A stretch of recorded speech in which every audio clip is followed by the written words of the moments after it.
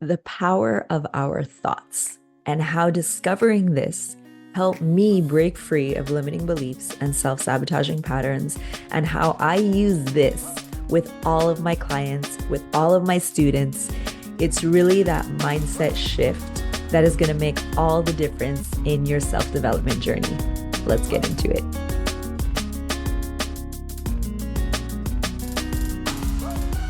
Hello, welcome to today's episode. We are talking about the power of our thoughts because I don't think we realize how powerful this thing is. And I'm pointing to my brain, my mind. It can make us, it can break us, it could influence us in ways that we never thought possible. And once I started to dig deep and uncover, oh my goodness, the possibilities, the opportunities, everything just kind of came to light. And I was like, oh my God, how did I not know this sooner? So I want to share with you this, what I speak of that I discovered, in hopes of inspiring you to really start to look at how our thoughts influence our actions.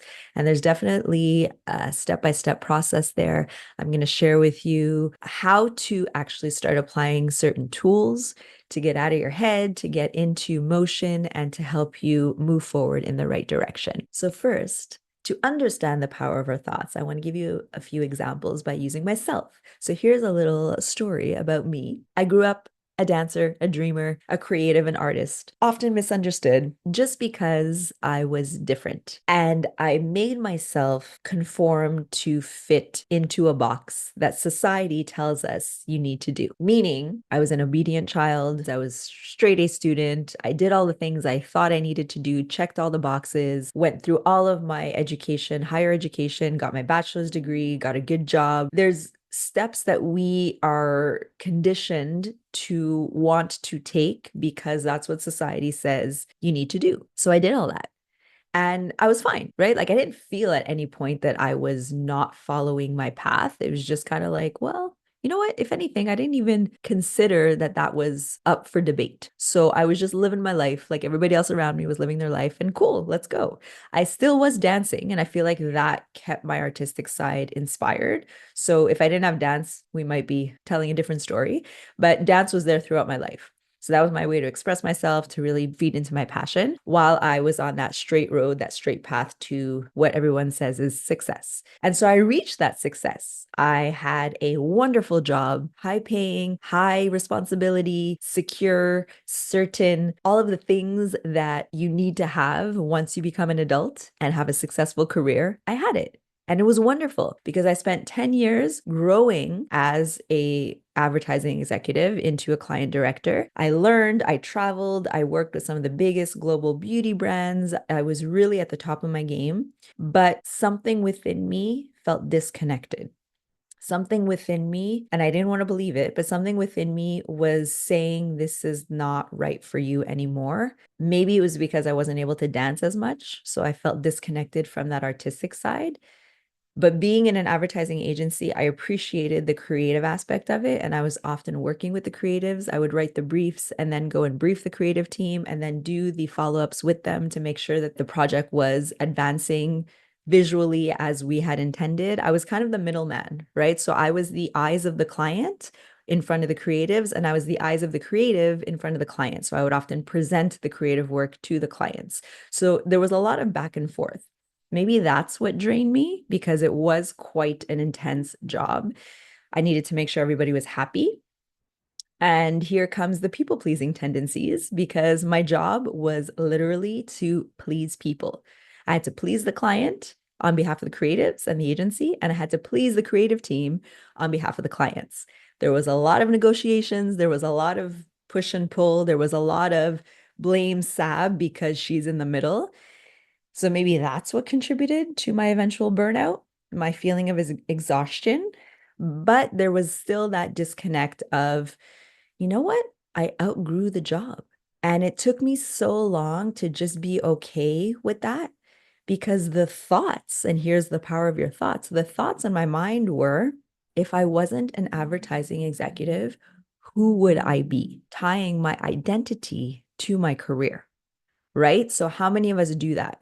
Where we're in a career for so long and that becomes who we are, Or a lot of moms out there, I know that they say, like, I'm a mom, which is a huge job in itself. I'm not diminishing that, but you're so much more than just a mom. A mom is a huge part of who you are, but you're maybe a wife, a girlfriend, a sister. What else do you do that inspires you? How else can you title yourself so that you don't just fit into one thing?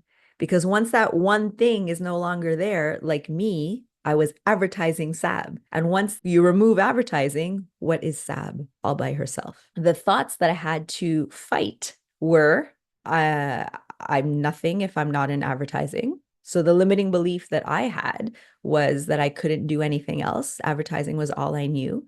And so now what? There was also a lot of guilt, a lot of shame. Who am I to want something different? Who am I to pass up or to leave this amazing job? Because it really truly was. It was pretty awesome. Like if I describe it to you, maybe I'll do a show on it. Like if I describe everything that happened in the agency and all the roles and responsibilities that I had and all like how our day was, just a typical day in the agency, oh my God, you're going to be like, that's so cool. And it really, really was. But here's where you have to get real with yourself. It may be amazing on paper, or it may have served you for a certain time, but then you have to know when the chapter is done, when it's time to close that portion of your life and to step into something new. It's scary, yeah, but that's where I was at. So my thoughts that initially held me back were starting to shift, but I didn't quite grasp the power of my thoughts yet. So, just to give you a little rundown, the thought of if I'm not an advertising exec, who would I be? Then made me feel like I didn't have potential to change or to be anything else. So, your thoughts influence your feelings. So, my feelings also contributed to lack of confidence, lack of self esteem, because I was only thinking of myself in one particular situation, which was advertising, and that was it. So, it's almost like you don't have the belief in yourself that you can do anything else. Like that's all I had. So that feeling of like, well, if I don't stay here, what am I going to do? I'm going to fail. So let me stay here because it's safe. That was the action that my feeling influenced. So your thoughts influence your feelings, which then influence your actions. Because if I'm thinking, what else am I going to do? I don't know anything else. This is all I am. My feelings are lack of confidence in change. So my actions are we stay safe. We stay here. We don't take that risk because we know that out there it's going to be uncomfortable and there's a risk of failure. And that cycle for me lasted a year and a half. But can you imagine that feeling of stay where you are, stay safe kept me so stuck and inner resistance of what I truly wanted that I didn't want to listen to because the brain is so powerful that it would override those other thoughts of, but you're capable of so much more. When those thoughts would come in of, but I want to do something different, but I don't feel like this is fulfilling anymore, but I feel like I can help more people, like I can make more of a difference. The utmost limiting belief that I had of you're nothing else if you're not advertising would take precedence over all of those other thoughts. So it would keep me stuck. And that's how those limiting beliefs keep us in that cycle. But what happened to me, and I'm sure happens to a lot of people, is that that cycle led to a burnout because it was suppressing those feelings for so long and going against what my body wanted that I didn't realize. I was getting sick more often. I was exhausted. I was unmotivated. I would show up. I had no personality. Even people at work, like I remember sitting in a meeting and I was the one who would like lead the meetings. I remember one particular meeting towards the end of my time at the agency. I did not say one word. Maybe I said hi to the client. I for sure said hi because polite. I said hi when people came in, but throughout the entire meeting, I didn't say one word. And I remember the client even looking at me at the end and being like, "Are you okay? You didn't say much today. You didn't talk much today." So when the clients start to realize that, and I'm sure my coworkers realize because I was not a pleasant person to be around, and I'm sorry if any of you are listening, I apologize. I was not myself at that time. I didn't realize what was happening. I really wasn't able to be authentic because I lost who I was. And that all started by a thought that no longer served me, a thought that kept me stuck in this identity that I needed to let go of and create something new. So let me repeat that process in case you feel like you're stuck in a cycle. Notice your thoughts and know that your thoughts influence your feelings. How are you feeling based on that thought that you're thinking, which will then influence your actions. You will act based on how you feel, and that feeling stems from a thought. Thoughts, emotions, actions. And over time, that pattern and that repetition becomes your identity. On a positive note, if you're somebody who wakes up in the morning and thinks, I need to clear my mind and I'm going to go for a run, your feelings, you're motivated, you're like, yeah, let's do this. So your actions, you put your clothes, your shoes, and you go for a run. And you repeat that every morning. At one point, you don't even think about it anymore. At one point, those thoughts are not even needed. You're the person that goes running in the morning. That's your identity. So that's how your identity is built off those initial thoughts. So, can you see the power that you have to influence who you are based on how you're thinking? It's truly amazing what our bodies and our minds are capable of. And trust that if your mind is not aligned with your body will tell you. In our last episode with Sarah Levy, we talked about nervous system regulation and how your body is always telling you. It's always speaking to you. Whether we want to listen or not, your body's speaking to you. For example, when I'd reached burnout, my body was telling me in so many different ways. I even got a concussion. That for me was the dramatic way of my body being like, are you going to stop now? Because now I'm going to give you an injury and I'm going to not be able to let you go in front of the screen, go into work. Like you need to stop and you need to take a break and you need to connect with your body and listen to what we're saying because this is not working for us anymore. So I needed to get to a point of feeling a concussion and recovering from that. Actually, it took such a long time to recover because I was so exhausted and drained, but it took an injury for me to actually take a break and evaluate my life and if this is the direction I wanted to go in. So please do not let that happen to you. We need to listen to those whispers.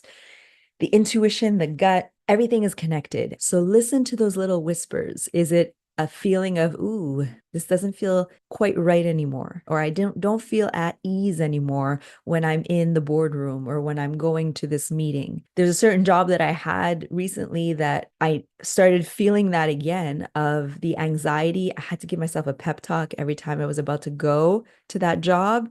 I had to really convince myself that like, okay, we could do this. And that's when I knew like, why am I putting myself in this situation again? I came such a long way from the burnout to choose my jobs carefully based on what I truly wanted, that I could not be found in a situation again where I was in a job that I no longer enjoyed. So I left that job. Difficult decisions, but I had to do it for my well-being because I started to recognize the symptoms. And when you go through a burnout, trust, and I hope that you're going to start listening a little more. And I started to see that pattern start to rebuild. And I was like, no, we're not going there again. I do not need to experience another burnout in my life. Please and thank you. So I had to break that pattern real fast. So our thoughts are there to guide us. And if our thoughts are not in the right place, they can guide us in the wrong direction. And that's what limiting beliefs are. We talk about it here often. I'm sure you've heard the term. Limiting beliefs are old stories and old narratives that we've convinced ourselves are true facts, but in fact, they are lies. They are lies that we've been telling ourselves for years and years and years that we don't even realize where they started anymore. We just believe them to be true, and we've based our entire life around those beliefs. And they're limiting beliefs, limiting because they hold you back. They're these outdated stories about an idea that you built around a situation that you believe to be true, that you can't do something, that you can't move forward. So they limit you from actually moving into the next step or evolving into another version of who you could be. This is done for your safety, for your protection, but it's also done on autopilot. So we need to start making those conscious connections. We need to start rewiring those neurotransmitters, that pathway to be able to start taking steps in new directions. Limiting beliefs are so common. We all have them, the most common ones, and they all kind of come down to the same grouping. I'm not good enough. I'll never be as good as them, comparing yourself to others. I'm too old. I'm too young. I'm too this. I'm too that, whatever descriptor you want to put in there. I can't do it. Oh, for my dance students, y'all know I hate that one. I can't do it drives me crazy because you say you can't do it before you even try. And for my students listening, you're going to recognize the frustration that's in my voice right now because for me, it's worse than a curse word. I get so angry because I see that you're stopping yourself from even trying. You don't even want to go there because your mind has convinced yourself that you can't do it. So here's an example. We're in dance class and I teach a new move. And one of my students says, I can't do it, but she's just watching me and she never even moved her body. So now her thought is by just looking at the move that I demonstrated, she says, I can't do it. So her feelings are inadequate, lack of confidence, lack of self-esteem, which influence her actions that she doesn't want to even try. And that's why I get upset. Because for me, unless you've tried it, you cannot say that you can't do it. And chances are, once you try it, if you can't do it, we'll figure out what it is that you need to be able to do it. But we got to work through it. And that's all part of being in a growth mindset as well, that you need to put yourself out there. You need to be able to take a risk to try something new to learn about yourself. So can you see how the limiting beliefs that we have about ourselves keep us stuck? And I'll give you an example. In elementary school, I was not the best athlete. We've established I'm a dancer, right? In phys ed class, I would often get picked last. The story that I made in my head is I'm bad at sports. Generalizing, I'm bad at all sports. Had I tried all the sports? Absolutely not. But these experiences of not getting picked on a team told me that I was bad at sports. So all through elementary school, all through high school, I would never even go close to sports because the thought was, I'm not good at sports. So the feeling was, well, why am I going to put myself out there? And the action was, I'm just going to stay away. So even if there was a new sport, and it happened once in high school, I remember we did volleyball. And at first I was like, I'm not good at this. Have I even tried? No. But my mind already was convinced that I was not good at it because of that limiting belief that I had from years earlier that stayed with me. But the teacher forced us because we got to participate. So I participated. Hey, guess what? It wasn't that bad. Me being the small one, I jumped up and I spiked over the net. It happened once in my life, but I'll never forget it because that counteracted my limiting belief of I'm not good at sports and proved to me that when I do try something, I could actually be not bad. Did I join the volleyball team? No. Did I become a volleyball player? Absolutely not. But that one moment, that one win that I had with that spike, it just proved to myself that I could do it, that I had to step out of my own way and just take a chance on something new. So our limiting beliefs will stop us from even trying. And what I want to do and help you all with my students, with my clients, everybody listening, watching, I really want to help you to start taking those first steps to just try. And there are ways and tools that we can work through that. And let me give you some right now. So there's two things I want to talk to you about so that we can start breaking that cycle. The first is really working on that limiting belief. Just because we have this old story in our mind, this old narrative that replays, doesn't mean we need to keep it there forever. If you realize that it's been holding you back, there is an opportunity for you to start making changes, to start rewriting that limiting belief. So step one, identify what is that limiting belief? What is that story that's been holding you back? I'm not good enough. I can't do it. And usually what we want to look for is when you're about to step out of your comfort zone or when you're faced with a challenge of something new, something that makes you uncomfortable, that makes you feel like it's not familiar, that it's maybe less secure because you have no idea what's about to happen. What is the thought that pops in your head? It's usually automatic because it's been ingrained in you for so long. Whatever that limiting belief is, just be aware of it. Don't judge it. Don't analyze it. If you're interested in diving deeper and going further, I recommend you reach out to a licensed therapist. They're great at that, where they can really start to uncover the whys behind why you feel this way. For the purpose of mindset coaching, we're just going to identify without judgment. Once you've identified it, step two is you're going to start to rewrite it. What is something that you can say to counter that? Maybe it's the direct opposition of it. So if your limiting belief is, I'm not good enough, is this new version what we can call an affirmation? Is it something like, I'm allowed to make mistakes, I just need to try? If your limiting belief is, I'm too old, maybe your affirmation is going to be, age ain't nothing but a number. Aaliyah. RIP. Whatever that looks like for you, see what it is that will inspire you and motivate you. And then step 3 is that you're going to take conscious action to shift that limiting belief into your affirmation. So this is where we start to rewire your brain.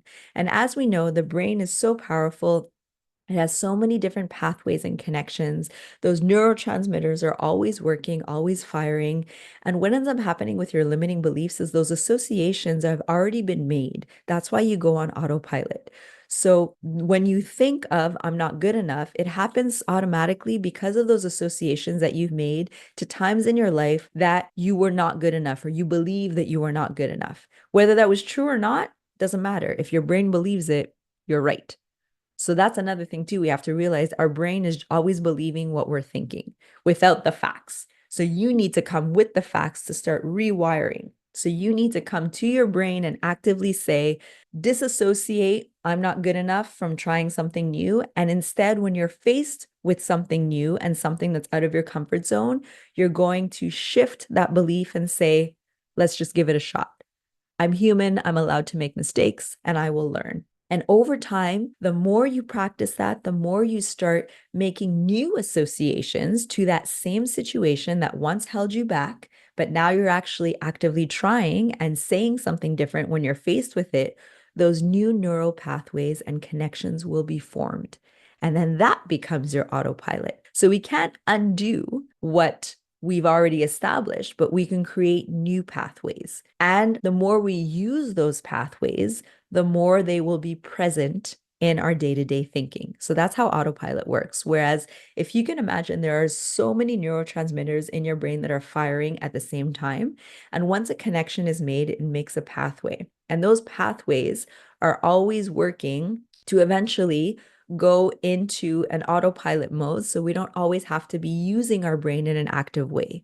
So for example, brushing your teeth, tying your shoes, once that initial connection has been made that you've learned how to do that action, your brain kind of goes on autopilot so that it can focus its energy on the new tasks. So in the beginning, when you're learning something new, it's going to require a lot of brain power, but the more you repeat, the more your brain will reinforce that pathway. The more you work it, the more it's going to reinforce your behavior, and then the easier it will be. So that's how you rewire your brain for changing your limiting belief into your affirmation. Now, the other thing is, how do you take that first step forward? A lot of times we think we have to have the entire plan figured out. And that's how we self-sabotage. So we need to have everything planned. Everything needs to be in place for us to be able to take that first action step forward. That's procrastination at its finest. The self-sabotage comes in because we think we're doing something productive. We're still working towards that goal. We're planning, we're organizing, but we end up over-planning and over-analyzing, because until you step into that role, that's when the true change will happen. Often we hold ourselves back without even realizing, and that's that self-sabotage pattern and behavior. For me, when I started my coaching business, I found myself in procrastination,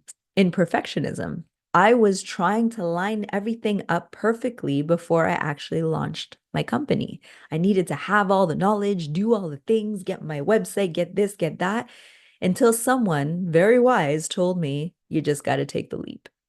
Because now you're sitting back and you're planning, and you could be planning forever because it keeps us safe. It keeps us in a comfort of control. I have control over whatever I'm planning. But once I launch and I put that message out there, I lose all control, because then it's out in the public. So we want to keep it within our control. It's a way of protecting ourselves, of keeping that familiar. Even if it's new things that I'm doing, it's still within my realm. It's still in my little zone, my little bubble. But once I open the floodgates, we're off to the races.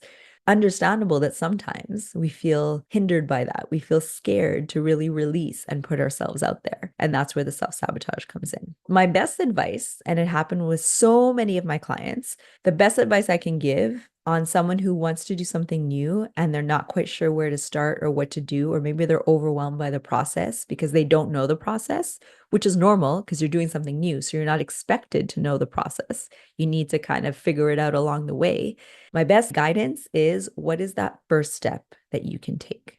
What is just that first step that can start to bring you closer to that goal? You don't need to have all 20 steps figured out. I just want you to think of step number one and step into it and do it. And sometimes that first step is the hardest, but it doesn't have to be the biggest. For example, one of my clients, who's a dancer, she really was inspired and motivated to become a spinning cycle instructor. She knew nothing about it, only the fact that she herself loves spinning and it made her really happy. So that was her motivation. But her limiting belief was, I'm never going to be good enough. Kind of like me when I was leaving my advertising life and saying, like, well, what am I going to do next? I only know advertising.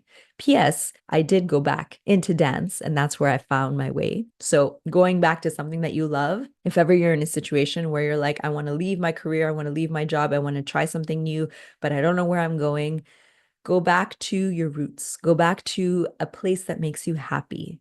And by being in that space and by just kind of being in that energy of that safety of what you love, you'll notice that the opportunities will come. Little side note. So back to this client of mine who says, I really want to be a spinning instructor, but like, how? How do I even do that? First, we worked on changing that limiting belief for her. So she went from, I'm not capable, to I could do anything. That mindset shift started to open herself up to a growth mindset, because it's also giving her permission to learn along the way. And that failure is not seen as something bad, but as a learning opportunity. So not only did we shift and rewire her limiting belief into an affirmation, but we set her up to be in a growth mindset so that she can embrace the learning process that she would need to try this new thing out. And then once she had that and she started to feel more confident about herself, that like, okay, I can put myself out there, I could do this. What is that first step that she needed to take to get on that path? This was a whole new world to her, right? Like, and often that's the case. When we want to do something new, we have no idea where to start because it's new. So my question to her was, what is that first thing that you can do? What is the first step you can take? Small step. It was contacting a studio to see if they were hiring. Great. She did that. And they're like, yeah, we are hiring. And here's what you need to do. So they gave her the next steps. So then she just followed through and we checked in and I kept her accountable and we worked on that mindset shifting and building that confidence and that self-love. And guess what? She got the job. And this, I mean, that in itself is amazing. Congratulations to her. But for me, the big win here is that she proved to herself that she was capable. She just totally annihilated her limiting belief of I'm not capable, because she just did something that she didn't think she was going to be able to do, and she succeeded.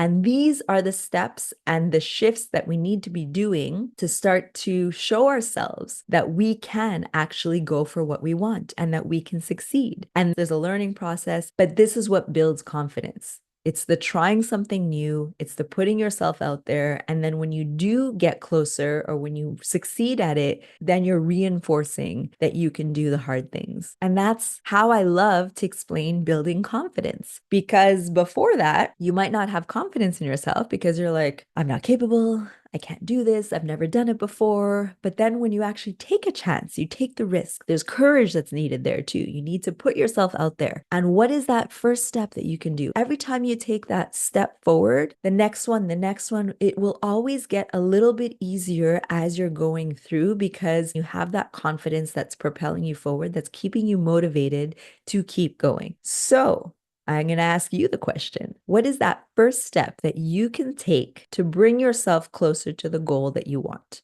Maybe like my client, it's starting something new, becoming a spinning instructor, a fitness instructor. What is that first step that you can do to start building that career and that lifestyle for yourself? Maybe you want to change a habit. What is that first step that you can do to start changing that habit? But before that action takes place, we do need to think of what is that mindset shift and that reframe that is so important. Can you now see how powerful we are? And we don't even realize it. If you've been listening and you were were like, oh my goodness, yes, Sab, that's me. Limiting beliefs. I'm a self-sabotager. Oh my goodness, I hold myself back. How could I start to break the pattern? I have a free resource for you. In the show notes, you will find a link to download a PDF. It's a fun quiz on discovering your self-sabotage profile.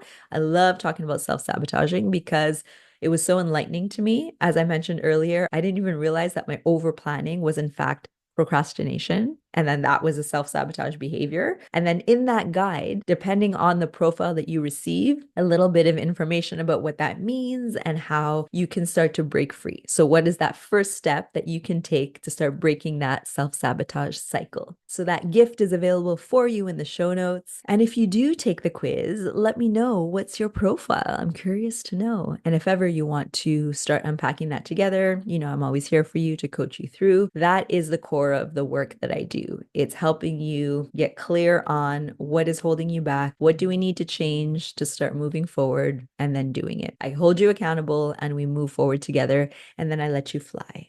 Thank you all for being here today. The power of our thoughts and limiting beliefs and mindset shifts and self-sabotage is something I could talk about all day, every day.